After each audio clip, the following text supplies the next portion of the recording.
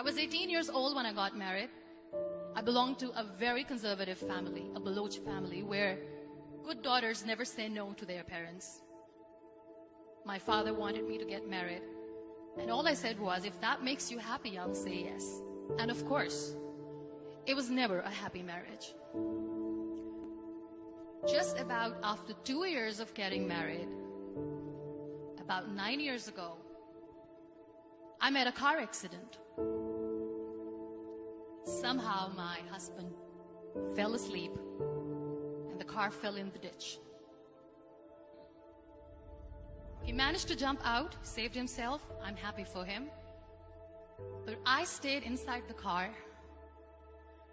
and I sustained a lot of injuries. The list is a bit long.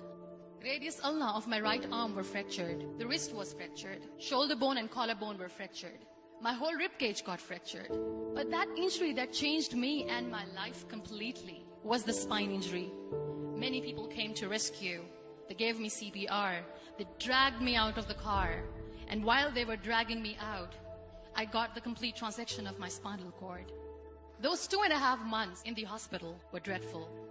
I was at the verge of despair. One day, doctor came to me and he said, well, I heard that you wanted to be an artist, but you ended up being a housewife. I have a bad news for you. You won't be able to paint again. Next day, doctor came to me and said, your spine injury is so bad, you won't be able to walk again. I took a deep breath and I said, it's all right. Next day, doctor came to me and said, because of your spine injury and the fixation that you have in your back, you won't be able to give birth to a child again. That day, I was devastated. I started to question my existence. Why am I even alive? So what kept me going was, one day I asked my brothers, I know I have a deformed hand, but I'm tired of looking at these white walls in the hospital and wearing these white scrubs. Bring me some colors, bring me some small canvas. I want to paint. So the very first painting I made was on my deathbed, where I painted for the very first time. What an amazing therapy it was. Without uttering a single word, I could paint my heart out. I could share my story. People used to come and say, what lovely painting. So much color. Nobody could see the grief in it. Only I could. And that day I decided that I'm going to live life for myself. I am not going to be that perfect person for someone. I am just going to take this moment and I will make it perfect for myself. That I'm going to fight my fears. So I wrote down one by one all those fears. And I decided that I'm going to overcome these fears one at a time. You know what was my biggest fear? Divorce. But the day I decided that this is nothing but my fear, I liberated myself by setting him free. And I made myself emotionally so strong that the day I got the news that he's getting married, I sent him a text that I'm so happy for you and I wish you all the best. And he knows that I pray for him today. Number 2 was, I won't be able to be a mother again. And that was quite devastating for me. But then I realized there are so many children in the world, all they want is acceptance. So there is no point of crying, just go and adopt one. And that's what I did.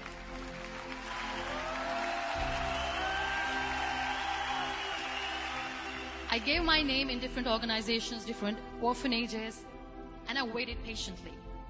2 years later, I got this call from a very small city in Pakistan. I got a call and they said, are you Muniba Mazari? There is a baby boy and would you like to adopt? I could literally feel the labor pain. I said, yes, yes, I am going to adopt him. I am coming to take him home. And that day, I was 2 days old, and today he's 6. You know, when you end up being on the wheelchair, what's the most painful thing? People think that they will not be accepted by the people because we, in the world of perfect people, are imperfects. So I decided to appear more in public. I started to paint. I have done a lot of modeling campaigns. I decided that I'm going to join the national TV of Pakistan as an anchor person. I became the National Goodwill Ambassador for UN Women Pakistan, and now I speak for the rights of women, children. I was featured in BBC 100 Women for 2015. I'm one of the Forbes 30 under 30 for 2016. So when you accept yourself the way you are, the world recognizes you. It all starts from within. We have this amazing fantasy about life. This is how things should work.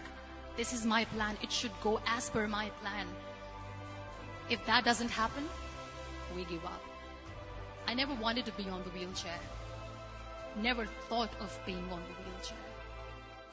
This life is a test and a trial, and tests are never supposed to be easy. So when you are expecting ease from life, and life gives you lemons, then you make the lemonade, and then do not blame life for that. It is okay to be scared. It is okay to cry. Everything is okay, but giving up should not be an option.